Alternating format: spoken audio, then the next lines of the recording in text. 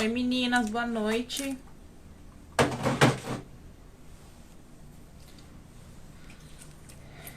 Tá dando pra me escutar?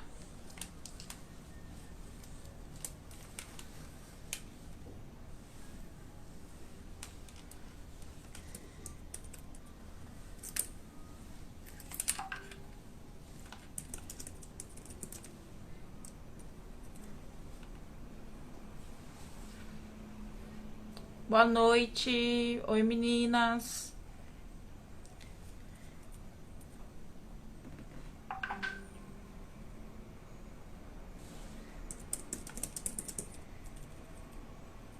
Beleza.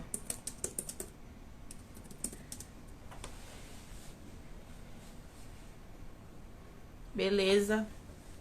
Eu perguntei se vocês estão me escutando mais pra eu cumprimentar vocês, mas hoje eu vou falar pouquíssimo aqui na live. O tema da live, pra quem não viu, é apropriação cultural.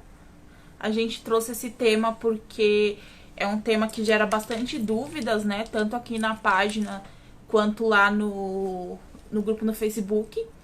E aí nós convidamos a Camila Guiar, que é socióloga, e a Daniele, que é psicóloga. Ambas passaram pelo processo de transição capilar, são mulheres pretas. E hoje a gente vai bater um papo sobre apropriação cultural. Elas vão entrar daqui a pouco. E aí, enfim, eu espero que vocês gostem, acompanhem e a gente possa trocar uma ideia bacana sobre esse assunto.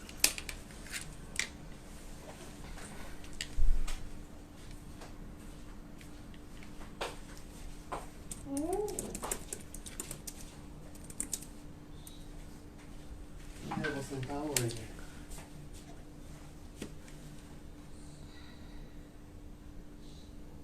Já começou.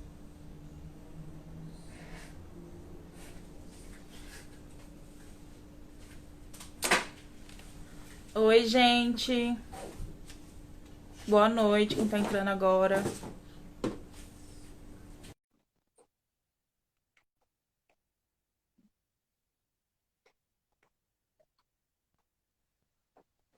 Não tá percebendo. Peraí. Nossa, meu Deus! Que produção! Tudo bem, Senhoras querida? e senhores. Se a gente te falar que foi 5 minutos, ninguém acredita. Ai. Vou até tirar, vou ter que tirar um print da página, né? Depois dessa beleza toda. E aí, como vocês estão? Bem, e você, querida? Estamos bem. Tô bem também. Agora vai. Agora vai, aleluia. Gente, para quem tá entrando agora na live, o tema de hoje é apropriação cultural.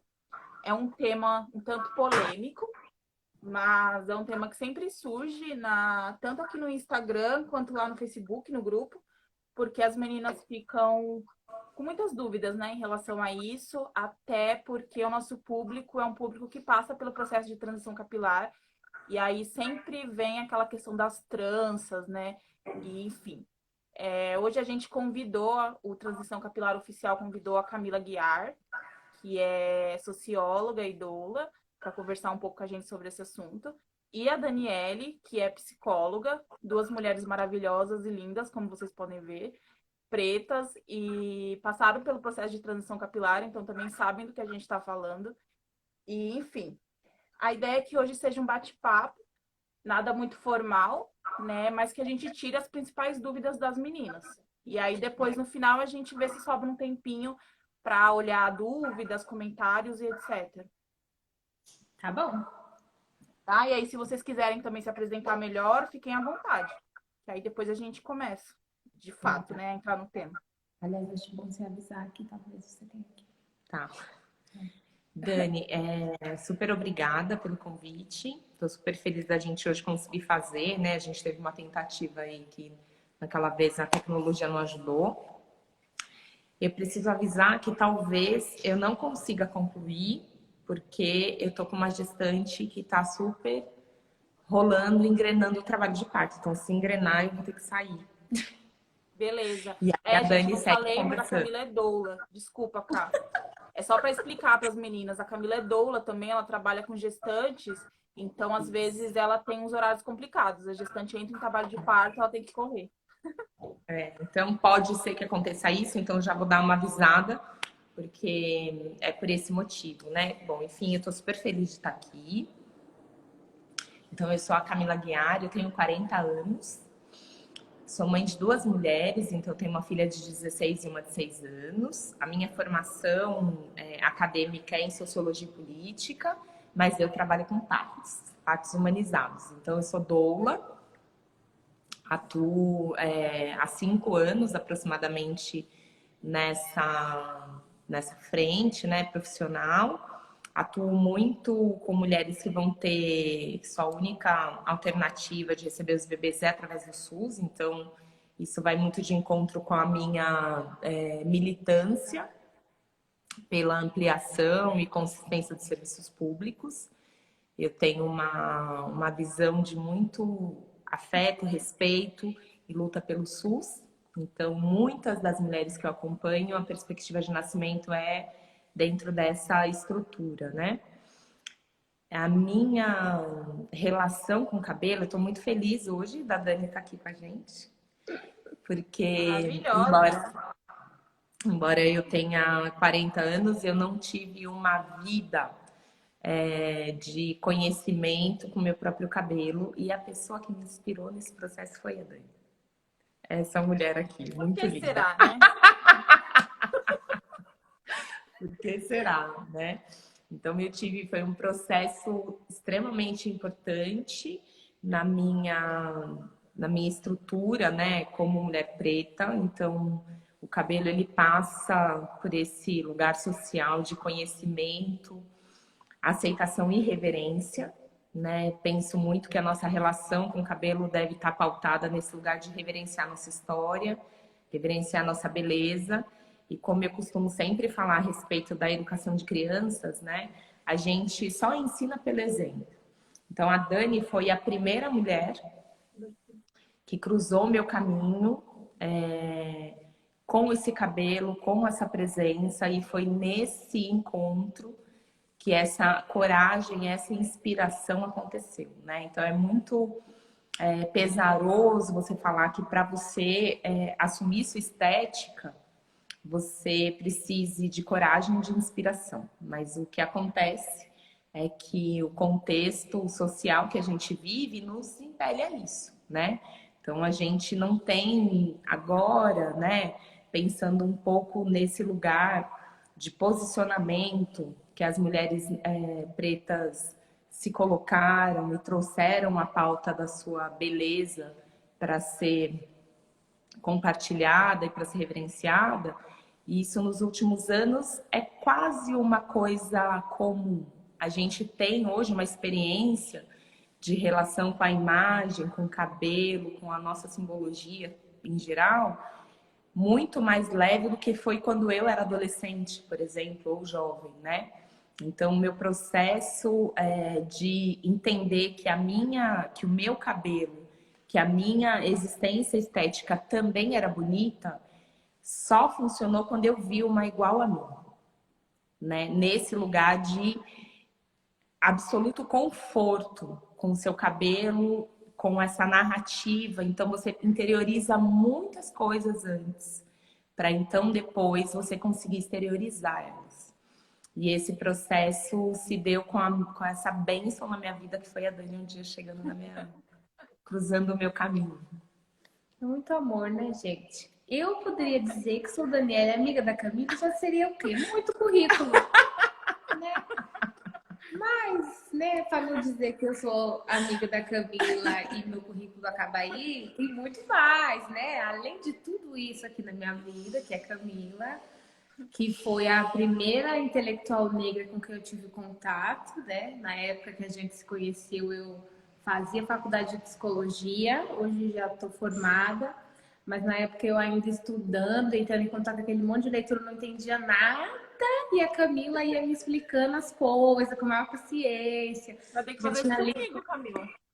Então, já tinha lido esse povo cabeção tudo, esse filósofo tudo, ela já sabia tudo e eu ali engatinhando, tentando entender, né? Então, a Camila é essa referência de mulher preta intelectual, de que eu poderia entrar nesse métier da intelectualidade e que eu poderia dar conta, e ela também sendo uma referência para mim, me validando nesse lugar da academia, né? A presença da Camila na minha vida, e eu digo até hoje que eu me apaixonei completamente por ela. Tamanha estranheza que foi para mim na época ver uma mulher preta que sabia tanta coisa, né? A gente sabe que é muito difícil a população preta acessar a faculdade e no meu entorno eu não tinha nenhuma referência assim tão próxima de alguém que sabia tanto, que já tinha estudado tanto, que já tinha lido tanto. Então, Camila é essa pessoa na minha vida. Eu já tinha começado, já tinha feito meu BC quando a gente se conheceu. Meu cabelo estava crescendo ainda, né? E eu estava me amando, me achando, com aquele cabelo natural e podia molhar toda hora e não tinha problema. E, enfim, usava qualquer creme baratinho, tava tudo ótimo, né? Era uma coisa deliciosa. Então a gente se conheceu nessa fase, né? Eu muito apaixonada por ela, sabendo tudo aquilo, aquela fonte de conhecimento, e ela ficou encantada com o meu cabelo. A gente teve essa troca bem importante, assim. Então, mas de formação eu sou psicóloga e sou aí apaixonada pela vida, pelas pessoas. É isso. Arrasaram. Eu gosto muito de falar, né, que eu conto para todo mundo essa história, porque eu tenho um passado longo, né, então foi quase ali na casa dos 30 anos em que eu tive esse processo de estabelecer uma relação de conhecer o meu cabelo e de ter tranquilidade, de ir fazendo esse processo da transição tão exigente para a gente, né? Quando eu conheci a Dani, exuberante, como né, vocês estão vendo aqui, tinha, para além da aparência, um processo de absoluta segurança, né? Não passava só pela estética. A estética era uma ponta importante e trazia ali uma narrativa contundente, um posicionamento político no mundo, um posicionamento afetivo, né? Mas que reverberava uma estrada longa de uma mulher que foi se construindo nesse lugar. Então, para além do impacto da beleza da Dani e dessa realeza toda, né, a gente se conheceu no trabalho, né, e que eu vi ali passando, tinha um lastro grande com ela. Aquilo tinha sido muito construído. Eu fico pensando, né, um pouco a respeito das minhas filhas, então elas já experimentam uma relação com a estética, com a origem, com o cabelo, com a ancestralidade, que vem desse processo que mulheres como a Dani, como tantas outras, abriram. Então já tem um lugar que está posto, que elas acessam. Esse lugar, quando conheci a Dani, quando desejei fazer esse processo, era um lugar da construção, né? Então a gente está falando de anos atrás. E esses anos eles eram construídos passo por passo. Então, acho que para além do que a gente ainda bem conseguiu colocar na pauta da normalidade, das mídias, e aí a gente tem vários debates, né, para pensar isso, como é que essa cooptação se dá ou não se dá, mas esse processo, ele foi um processo construído de uma maneira muito intensa, muito íntegra. Por isso, porque não é só a admiração da aparência, né? É a admiração daquilo que esse processo significa, de que narrativa essa mulher traz com ela. Porque a gente não está falando daquilo que é a moda da vez. A gente está falando de uma recuperação histórica da beleza, dessa existência social, do que é essa mulher preta, principalmente no Brasil. Um Brasil cunhado em uma estrutura totalmente racista. Isso não é é muito importante a gente pensar que esse processo das mulheres passarem pela transição, ele não está separado de uma postura social e política no mundo. E isso é muito importante, né? Por isso que entendo que o tema, quando a gente vai parar para refletir sobre a apropriação cultural, um tema espinhoso como ele se apresenta, por que que ele mexe tanto no sentimento e no afeto das pessoas? Porque existe uma coisa muito preciosa em jogo. Uma coisa muito, muito importante e que dita como é que a sociedade está se comportando. Acho que por isso que um assunto como esse nunca vai ficar num lugar raso, né? Não dá conta. A gente precisa se aprofundar e entender por que que a questão da apropriação cultural é posta, né? Se fosse uma bobagem, se fosse só uma questão de estética, essa narrativa não reverberaria tanto assim. Eu concordo. Acho que verdade.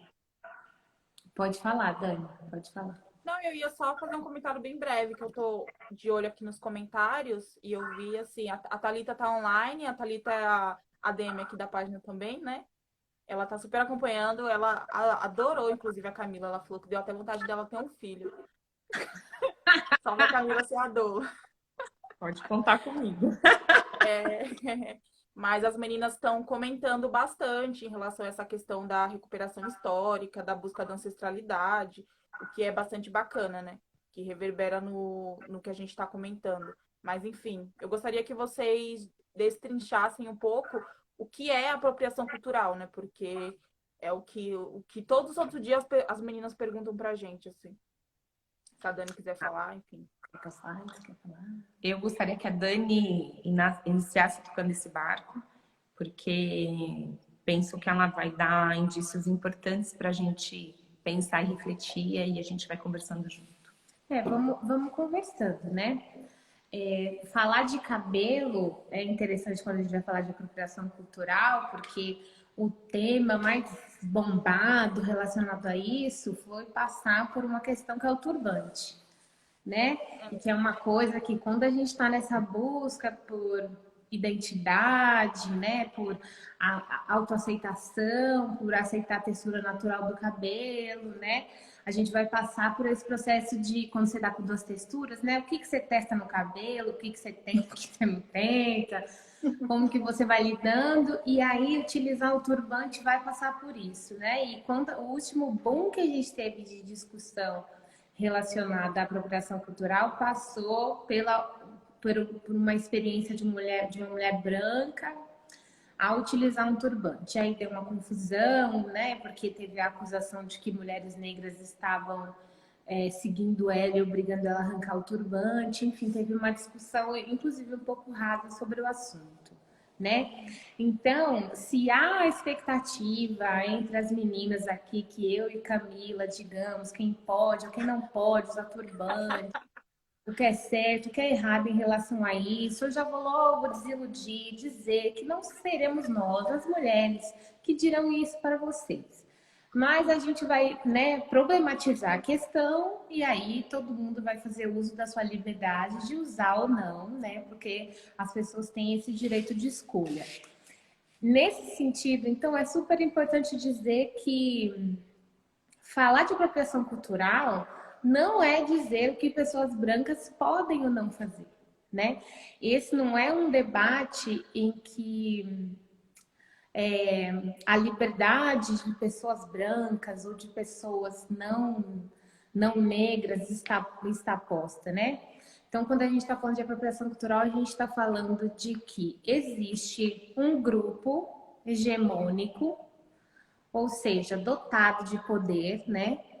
E que quando esse grupo de poder se apropria de elementos culturais ou de experiência culturais de outros grupos historicamente subalternizados, né? Ele se apodera desses elementos e desses símbolos e esvazia esses elementos e esses símbolos de significado, transformando em um significado que não é mais conectado com o significado original. Então, se apropriar culturalmente de algum símbolo tem a ver com colonização, tem a ver com relações de poder e não tem a ver com você usar ou não um elemento, mas tem a ver com a intenção de esvaziar aquele símbolo de significado, né? E aí a gente fala sempre do turbante, acho que cabe falar do turbante aqui por conta da temática da página, mas tem outros exemplos de apropriação cultural que nos ajudam a elucidar esse lance da apropriação. Então, teve outra polêmica, por exemplo, relacionada ao acarajé, né?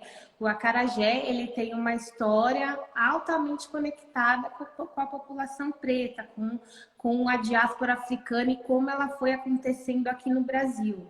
E tem a ver com religiões de matriz africana, né? É uma comida que é uma comida sagrada, exatamente.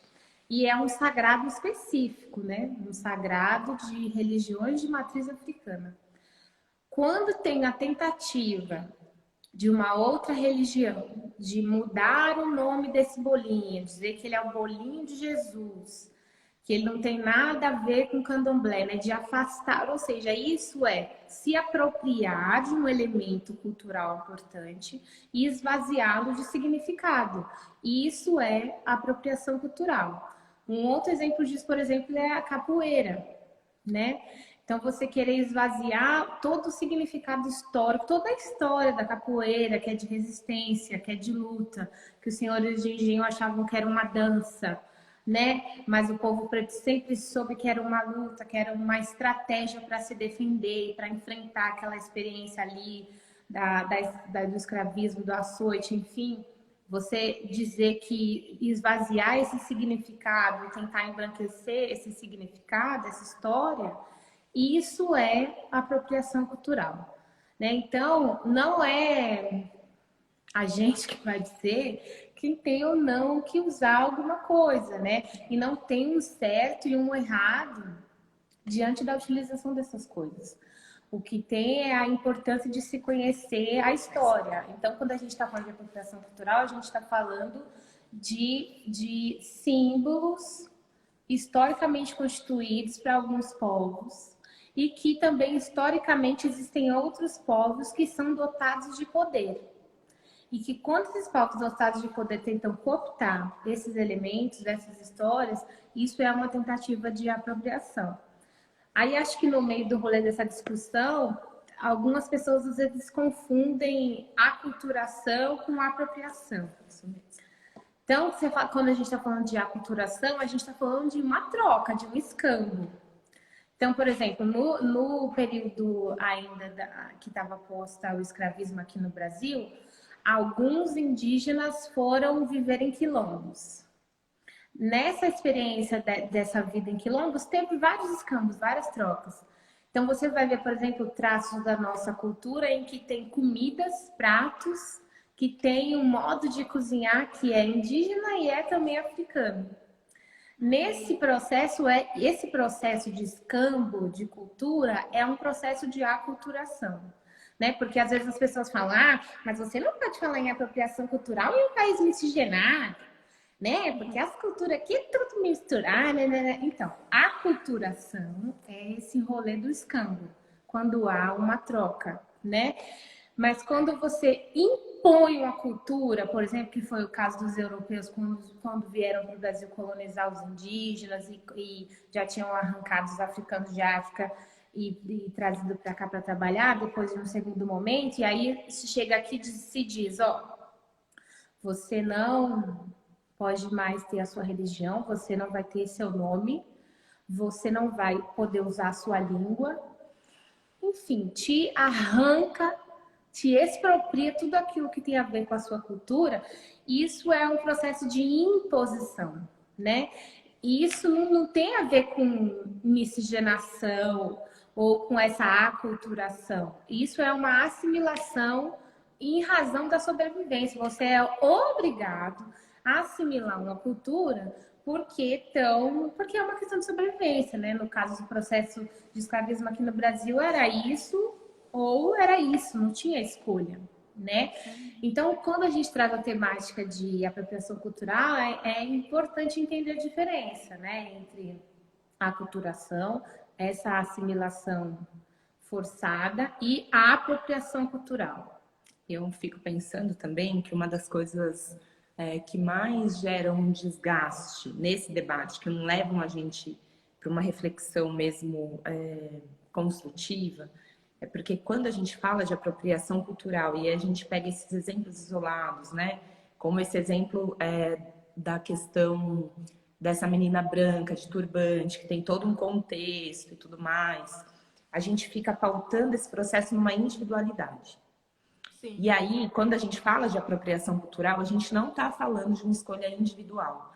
Por isso que é super importante que a Dani coloque aqui nessa reflexão de que não seremos nós, do lugar que a gente ocupa, do lugar social que a gente ocupa, que vai dizer quem, o que fazer, o quando fazer.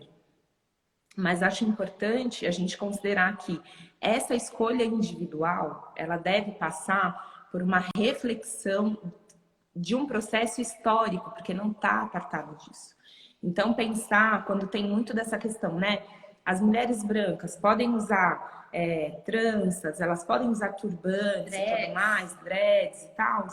Isso não está pautado no indivíduo. Isso é bem importante que a gente marque, porque senão a gente fica numa disputa de uma narrativa vazia, né?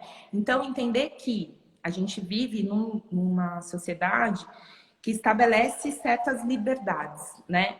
Uma liberdade posta é a liberdade de como você se veste, o que é que você escolhe para comer. A gente não chegou no nível de cerceamento destes, em que as pessoas não têm condições de fazerem essa escolha. Só que pensando na relevância histórica de sofrimento em qual a nação brasileira foi fundada, é importante a gente parar e pensar se nos cabe fazer ou não determinadas coisas. Se nos cabe usar ou não usar determinados adereços, né? Então, pensar que quando a gente está pensando nessa reflexão, né? Propondo essa reflexão sobre a apropriação cultural, a gente não avança se partir do indivíduo. A gente precisa entender qual é o caráter amplo e social da apropriação cultural, considerando a historicidade da nossa nação. Entender o que isso reflete, né? Então, a gente tem exemplos recentes, né? Que não são de difíceis compreensões para entender o quanto a apropriação cultural, ela marginaliza a história de muitos povos e muitas nações, né?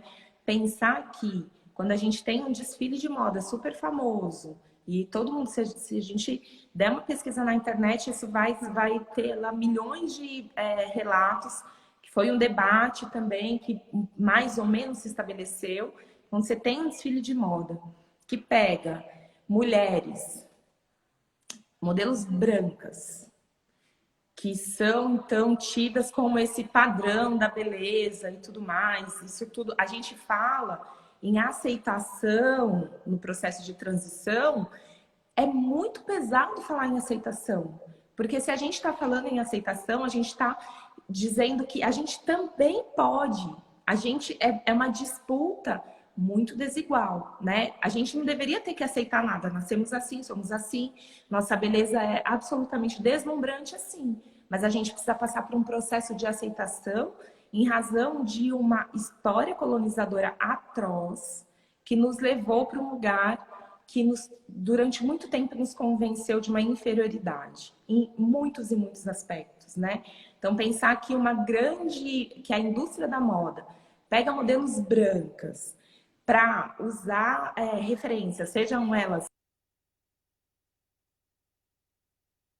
Então, pensar que na matéria em que conta sobre esse desfile, que modelos brancas usaram um cabelo que imitava bombril, o que significa isso dentro da nossa sociedade?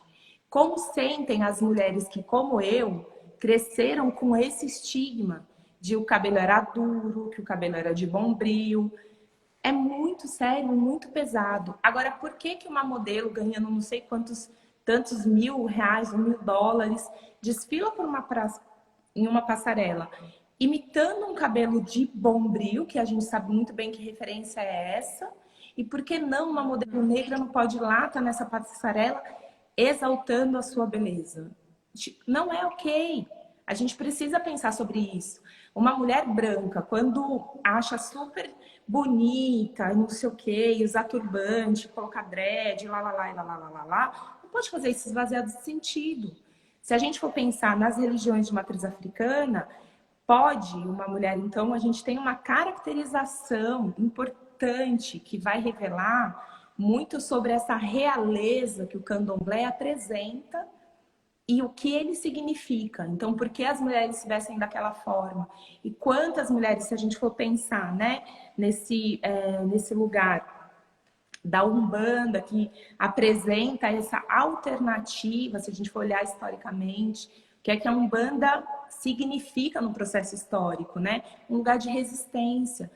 Quantas e quantas e quantas mulheres e homens brancos não são umbandistas e vão lá para o terreiro e usam as roupas e tudo mais? Isso não está esvaziado de sentido. Isso tem uma congregação importante de sagrado.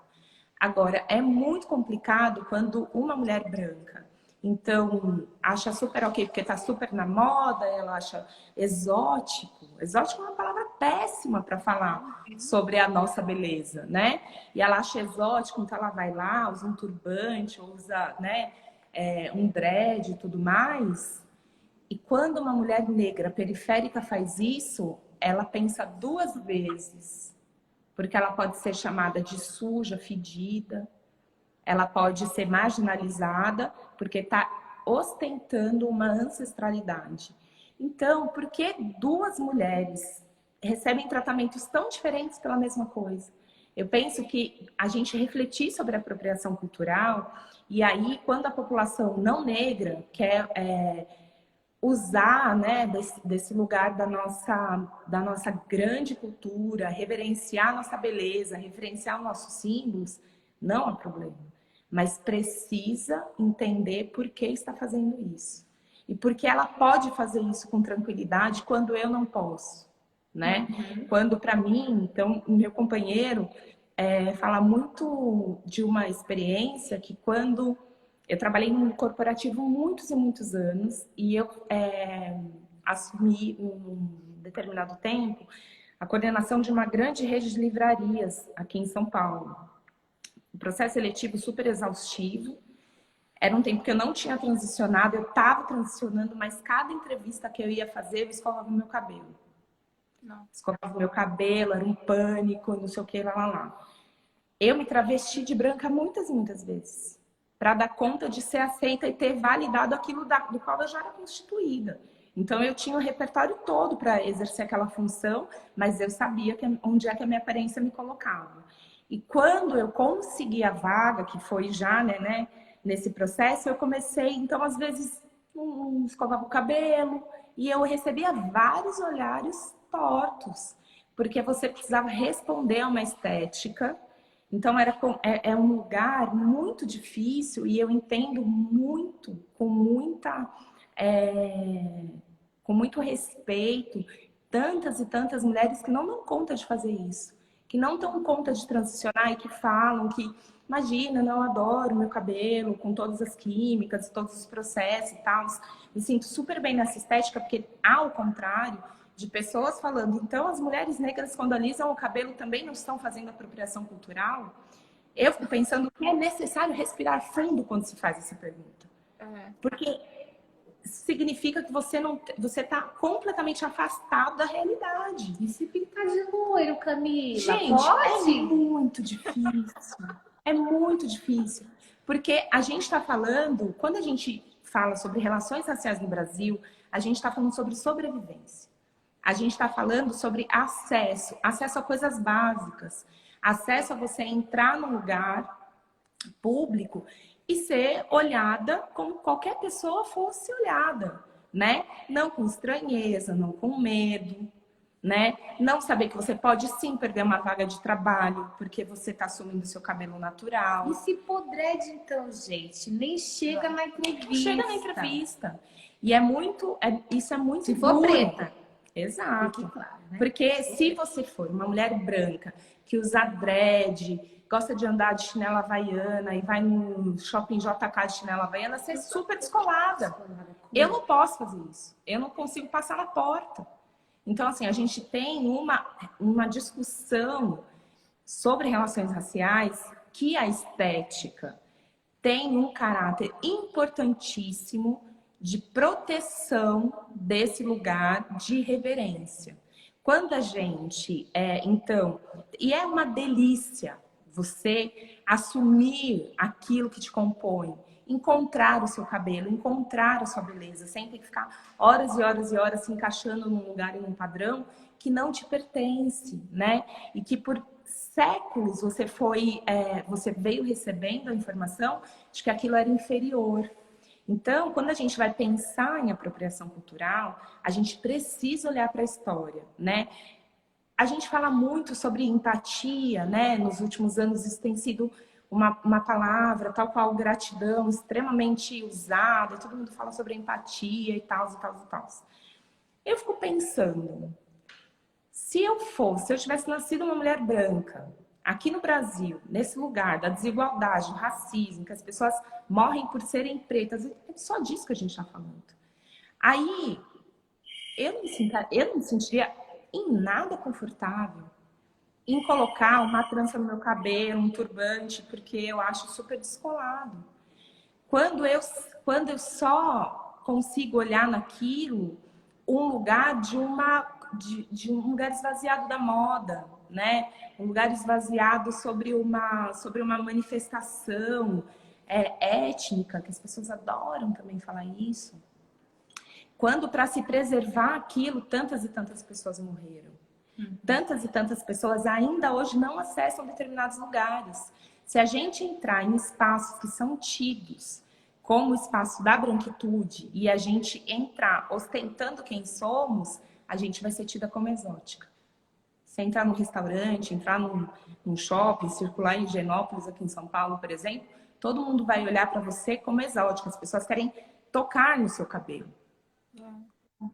Poxa, eu nunca me ocorreu tocar, nunca me ocorreu, nem quando eu alisava o meu cabelo, tocar no cabelo de uma mulher branca, passar na rua e falar, nossa, o seu cabelo é liso. Gente, e aí quando a gente delimita os espaços, porque a gente está segura da nossa existência, as pessoas entendem isso como um extremismo, como uma coisa quase que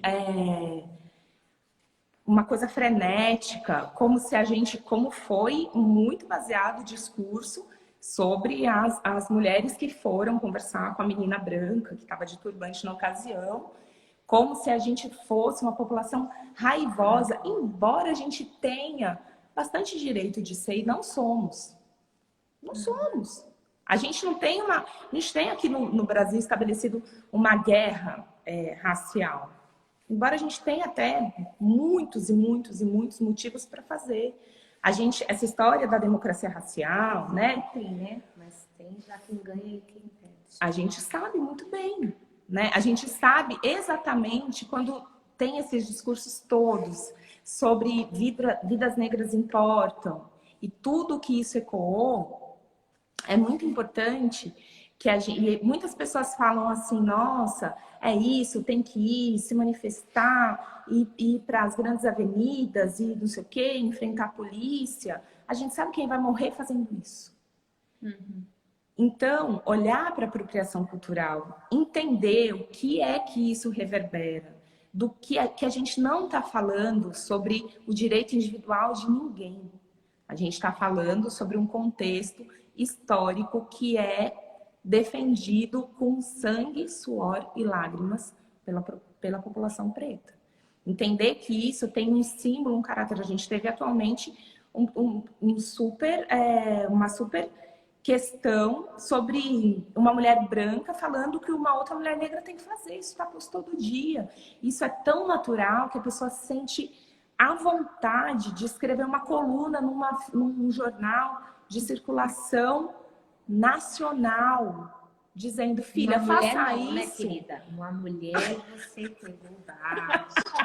A pessoa quer falar de nada mais, nada menos que Beyoncé. Não tem como. E aí é muito descolado da realidade. Você se sentir confortável em fazer um papel desse. falar, as meninas não estão entendendo que essa referência Ai, sua. eu vou me Falando aprofundar, oi. então. Oi? A gente teve essa Não, semana, gente, eu acho Não é isso, não. não é Elas isso? estão falando oi entre elas. é que elas entram na live agora, aí E elas fala falam. oi. Oi. Ah, então Oi, tá bom. gente. Mas acho importante contextualizar, porque talvez nem todo mundo tenha acompanhado o debate, mas foi um debate recente. Então, a Mas, gente ó, teve vai uma... ficar salvo, viu? Várias meninas vão ver depois e vão ver do Ai, início. que bom. A gente teve uma polêmica por conta de que uma intelectual branca, que tem uma produção acadêmica relevante e que estuda e produz muito conhecimento sobre práticas antirracistas. Então, a gente está falando de uma mulher branca, classe média alta, que é cis, hétero, extremamente interessada nas questões e num debate que visa desconstruir o racismo no Brasil. Então, é uma referência intelectual importante. E ela, com toda essa trajetória, Feminista. percalços pelo caminho, né? Ela tem ali um dia uma luz e escreve, não sei porquê, mas ela escreve uma crítica sobre o álbum que Beyoncé acaba de lançar. E é muito importante que vocês vão encontrar. Se vocês colocarem Beyoncé, vai ser a primeira coisa que vai aparecer. E ela faz lá, né, a sua colocação sobre o que ela acha, não sei porquê, mas ela faz isso sobre o que ela acha, sobre a produção desse trabalho da Beyoncé, não sei o que, e dá uma dica para a Beyoncé, que a Beyoncé deveria sair da sua sala de estar e tomar um ar de realidade. Não é possível isso. O melhor meme que eu vi foi o da Beyoncé assim, ó. Quem é Lilian? Não é possível isso. Não é possível. E isso tem relevância e é grave, porque a gente está falando de uma intelectual que produz uma extensa reflexão literária antirracista. Veja, uma coisa não casa com a outra. Não é possível que ocorreu a ela escrever sobre a Beyoncé, que, veja, é a Beyoncé, gente. Só isso já Não tem basta. mais o que falar. Escrever sobre a Beyoncé e convidar ela a pensar sobre a realidade, porque ela considerou que a Beyoncé estava colocando ali a África num lugar caricato. Não é possível mesmo. É possível, minha Mas filha. aconteceu. A branquitude Aqui no não tem Brasil. limites. Não tem Aconteceu. limites. Eles vão achar que... Aconteceu Eles isso. vão ensinar nós sobre como ser antirracista. Não só nós, réis mortais, que estamos no mundo real, mas Beyoncé, que está em seu reinado, com seus pequenos reizinhos e rainhazinhas, ela vai e fala isso com a Beyoncé. Então é isso. É disso que se trata.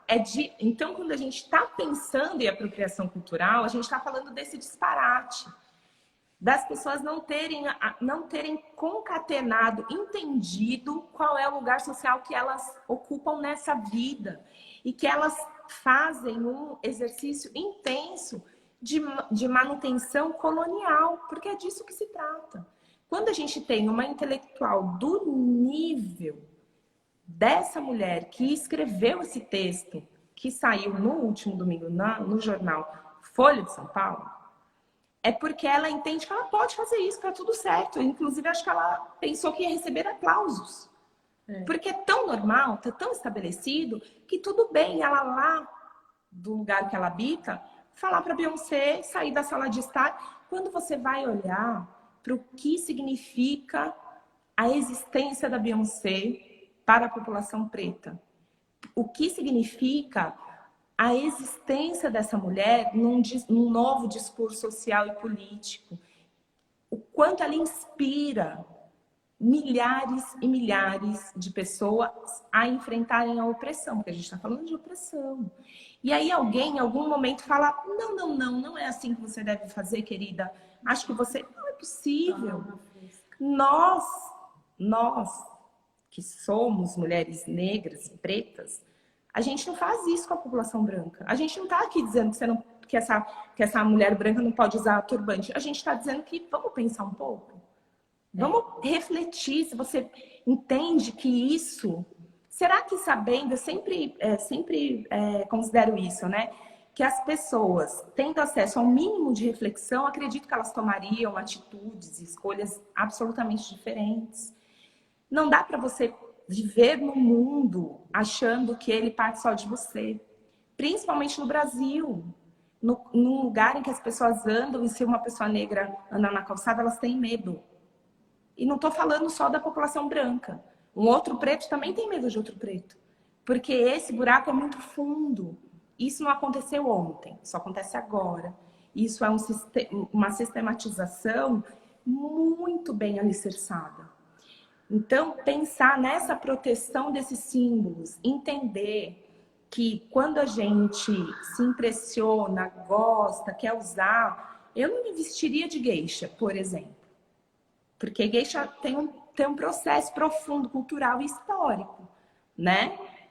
É importante a gente ter o mínimo de análise ou de interesse sobre os aspectos culturais e históricos de determinadas situações, né? Não é um fla-flu, não é sobre eu e você.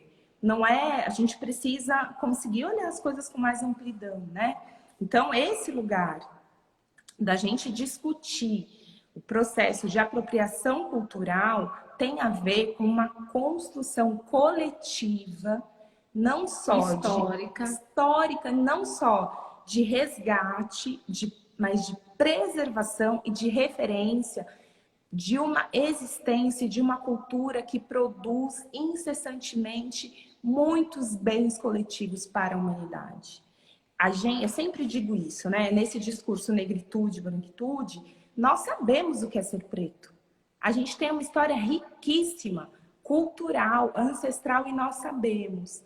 E é esse lugar pautado na potência, como ilustra Beyoncé no seu último trabalho. Isso é importante, a gente tem direito de reivindicar isso. Agora, quando você vai pensar que, porque essa população ela foi subalternizada, escravizada, e o é até hoje, você então pode fazer o que quiser, entrar e sair dessa sala de estar a hora que você quiser, é muita prepotência e é muito descolamento da realidade, né? Achei importante que a gente pense sobre a apropriação cultural nesse lugar, inclusive, de estabelecer uma sociedade antirracista para valer. Se fôssemos antirracistas, não teria esse debate. Todo mundo ia entender por que sim ou por que não. Mas a gente tem muito a construir, muito a caminhar, e aí a gente não pode pautar isso na individualidade, porque todo mundo perde. Porque fica uma coisa muito pequena para aquilo tudo que ela representa, para as minhas filhas, para netas e netos, se um dia eu for ter. Eu sei o que é viver mais da metade da minha vida sem poder acessar com toda a honra e toda a glória aquilo que eu sou. E eu sei o quanto isso foi transformador o dia em que eu pude fazer isso. E eu só pude fazer isso porque muitas e muitas e muitas e muitas sofreram, né?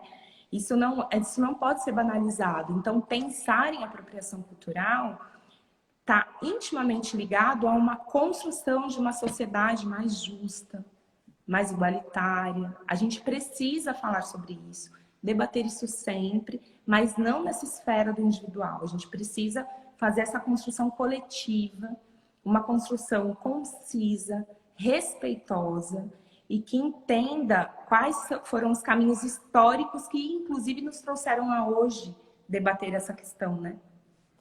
Eu acho que tem uma coisa que você falou, que é a questão da raiva. E quando a gente fala de apropriação cultural, como vocês já viram aqui, a gente ficou a live inteira falando de racismo, porque falar de apropriação cultural é falar sobre racismo, porque são símbolos de determinados povos que são os símbolos que essa hegemonia poderosa tenta esvaziar de significado, né? Então, quando a Camila fala da figura da geisha, por exemplo, né? É de uma cultura não europeia, né? Que não é entendida como centro, que não é entendida como padrão. E quando a gente vai pensar o Brasil, vai falar dos símbolos que comumente são perseguidos aqui, então a gente falou do acarajé, falou do turbante, falou da capoeira, são os símbolos relacionados com a população preta. E a apropriação se dá porque racismo existe. Se não existisse racismo, como bem Camila falou, não haveria um desejo de apagar o significado que aquele símbolo carrega, que é um significado atrelado à negritude. Tem a ver com o processo de colonização, né? Tem a ver com querer apagar a história real de roubo, tráfico, assassinato e, enfim, e tudo de ruim que é a história desse país. Mas quando Camila fala de raiva, eu como psicóloga não vou deixar os afetos de lado desse rolê, né? Então, é super importante a gente pensar refletir quando se vai usar um símbolo, né? Como que isso pode interferir na emoção, no afeto do outro. Porque o que vai acontecer? Quando mulheres brancas utilizam esses símbolos e são exaltadas, e são ditas como lindas e maravilhosas, ou homens também, né? E descolados, né? Quando a indústria da moda se apropria do turbante, de tecidos africanos e não pagar R$ 1 lá para a população africana que está produzindo toda aquela estética maravilhosa, enfim. Quando isso vai acontecer, pessoas pretas que, quando pensam em usar também e sabem que vão ser hostilizadas, que vão ser maltratadas, que vão ser violentadas verbalmente ou fisicamente, elas vão ficar com raiva. E isso vai doer. Então, quando pessoas pretas reagem de maneira incisiva para combater expressões de apropriação cultural, porque de alguma maneira elas consideram que há uma intenção de se esvaziar de significado um símbolo, elas vão expressar um afeto como a raiva, por exemplo. Porque vai doer saber que quando ela usa, ela se coloca em risco. Ao passo que quando uma pessoa branca usa, ela é exaltada. Então, tem muitos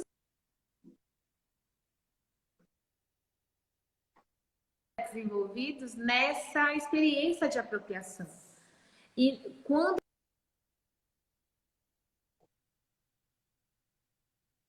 negócio do celular dela aqui, gente. Quando já voltou. Tá. Quando você vai considerar a escolha de usar ou não um elemento cultural, de uma cultura que não tem a ver com a sua história, é importante você pensar que isso pode machucar alguém, isso pode causar dor a alguém, porque historicamente essa pessoa não acessa o direito de utilizar isso com liberdade. Então, acho que para além das questões éticas e políticas que envolvem pensar a utilização ou não desse símbolo, então, por exemplo, eu não vou usar um cocar indígena. Muitas pessoas usam isso, inclusive no carnaval. Porque eu não alcanço integralmente o significado que esse símbolo tem, vou me sentir desrespeitando esse símbolo se eu fizer isso. E eu sei que eu posso estar ferindo alguém, causando dor a alguém quando eu faço essa escolha de utilizar esse símbolo, que eu não estou respeitando, né? O problema não é as pessoas utilizarem, é que a gente não sabe de onde vem, qual é a história. É o que a Camila vai ter que ir embora, gente. Também a gente já vai ter que encerrar. Já deu, tá Vai dando nascer quase um uma bebê. hora. Já tá dando quase uma hora e aí o Insta tá cortando. Oi? Eu vou ter que sair, porque eu vou Tudo ver o bem. bebê nascer. Ai, que Tá linda. bom? Vai nascer uma criança, meu povo. A gente vai receber A reforço. criança tá saindo. Me desculpa. Relaxa, cara. A gente já ia ter que encerrar. Eu tava tava até achando uma pena, né? Porque, enfim, Nem deu pra ficar aqui responder 3 horas falando. É. Mas pode se despedir, Ká. Vai ser embora. Tá bom? Eu vou agradecer muito a presença de vocês. Acabei de ver muitas queridas aqui que eu reconheço. Muita alegria. A presença das que conheço e das que ainda não conheço, para a gente se fortalecer, trocar essa ideia e construir esse lugar que a gente quer habitar, né? Quando a gente está fazendo isso, na verdade, a gente está construindo agora aquilo que a gente quer viver amanhã. Eu quero agradecer muito, me desculpar, mas é isso, eu trabalho com bebês nascendo e aí eu vou ter que sair correndo. Vai ter que ir, Ai, gente. Um beijo. Lembre-se da Dona Ivone Lara quando ela canta. Alguém me avisou para pisar nesse chão devagarinho. Apropriação cultural é isso. Pede licença, vai com calma, estude, saiba o que esse símbolo significa. Arrasou. Um beijo. Gente, sigam a Dani, Camila. muito obrigada. Imagina. Sigam a Camila. Tô falando para Sigam a Camila. Vai ser uma Ó, delícia a, conversar mais com a vocês. Thalita tá agradecendo aqui também. Falou que foi lindo. Obrigada. Gente, todo mundo amou. Vamos Um marcar beijo. uma próxima. Tá bom. Beijo. Beijo. Tchau. Tchau.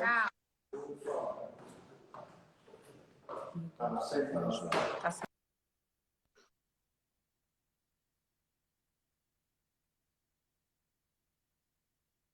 Vou sair aqui, tá, meninas?